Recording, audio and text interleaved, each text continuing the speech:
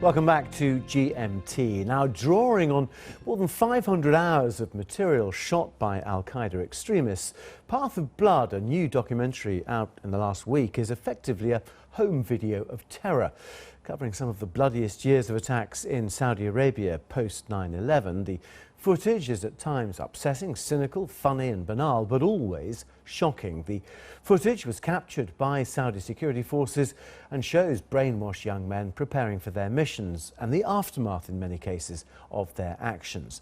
Well, in a minute, we'll be speaking to the film's producer and a former member of Al-Qaeda. But first, here are some of the outtakes of a suicide bomber known as Brother Ali, struggling to record his last testament.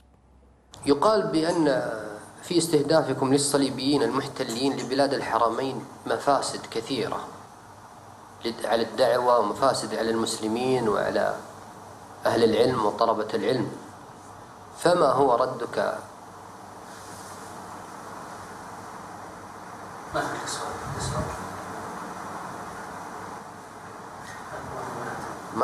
ما أنت مركز. لا ما أنا حاب خلاص. مفاسد ما في مفاسد. عادي جاوب من جديد. يا أخي لا تضحك كذا لا تعال بالله تقول لا بس ما يلفت النظر أي حركة ممكن. أنا أقول شيء ما أنت لا تسأل سؤال فصيح. خل سؤالك يعني مش في عامية. أنا جاوب ماشي أنا حسب السؤال ينجرف. السؤال فصيح ولا فصيح وكل فروع لكن لا سؤال. نعيده. وبعدين لحظة يا أخي ليش حد يقهوى إحنا؟ مش شايف يصلي أقل من ربع. Well, that was a clip from the documentary Path of Blood. In fact, that was one of the sequences that starts the film. I'm joined in the studio by Aimen. He provided advice to the filmmakers, a former member of Al-Qaeda before becoming a spy for Britain for MI6 and MI5, now a security consultant and author. Also with me, Thomas Small, who co-produced this film and co-authored the book, which came out a few years ago, on which this film is based. I mean, it's a stunning thing. I watched it last night, especially Brother Ali, who went on to become a suicide bomber, to kill himself. So we see that he goes through with that, and yet the whole thing in the lead-up is almost like a game, a joke, isn't it? Thomas, just explain how you got this footage and how easy was it?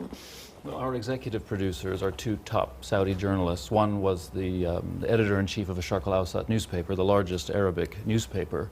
And in the course of his career, as you'd expect, he developed close relations with the Saudi government. And hearing about the existence of this treasure trove of home video material in the Ministry of Interior's archives, he worked for several years to get them to release it to him for the purposes of making this film. I was brought on board early on and invited to go into those archives once he'd received access.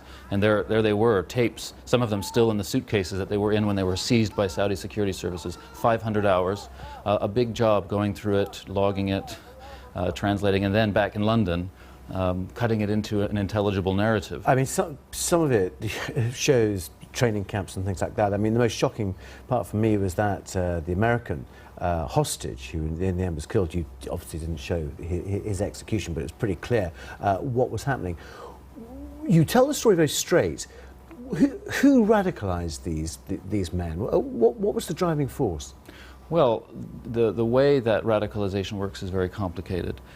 Starting in the 80s and then through the 90s, when the first generation of jihadists, first against the Soviets in Afghanistan, then against the Serbs in Bosnia and elsewhere, there was an enormous enthusiasm across the Muslim world, especially the Arab world, and especially Saudi Arabia, to participate in that. Fundraising networks were developed, charities were founded, and then in the 90s, with the rise of Al-Qaeda and bin Laden, things changed, and the concept of jihad became what we now know it to be, this killing citizens, civilians, blowing up at random people like that. And okay, in fact, one of these guys, I mean, a lot of them seem, I mean, educationally subnormal, in fact, in a way that there was no understanding, perhaps, of the impact of what they were doing. Aimen, you obviously are not, but you are a former Al-Qaeda member. You fought, I think, abroad for Al-Qaeda and knew some of these people. Help us with that whole radicalization process. As Thomas said, basically there are multiple factors involved here, and for example, these young men always are driven by first spiritual reasons, looking for redemption, looking for a way to redeem themselves of what they believe to be basically a sinful life and a life basically that is not worthy to be living. They want to go for the afterlife, and also at the same time, for them, they are out for revenge against a perceived enemy, whether it's the US, their own governments, because they want to strike a blow for their faith. And they think by doing so, they are striking a blow for their faith. Remember, these people are not exactly sophisticated. They are not the brightest tools in the shed. And they are basically directed and brainwashed, let's put it this way, by their leaders who are equally believe in the cause, but they are not as expendable as those who are at the bottom. Well, in fact, this is Ali, the one joking about the coffee and not understanding the questions just before his suicide mission. Yes, were you brainwashed, and what stopped you pursuing that path? I mean, were you ever put up to be a suicide bomber yourself? Well, I mean, when I signed up for the jihad, it was 1994, it was Bosnia, and the idea basically we will be fighting in a conventional warfare, army to an army. We were seeing their military uniform, and I was in military uniform.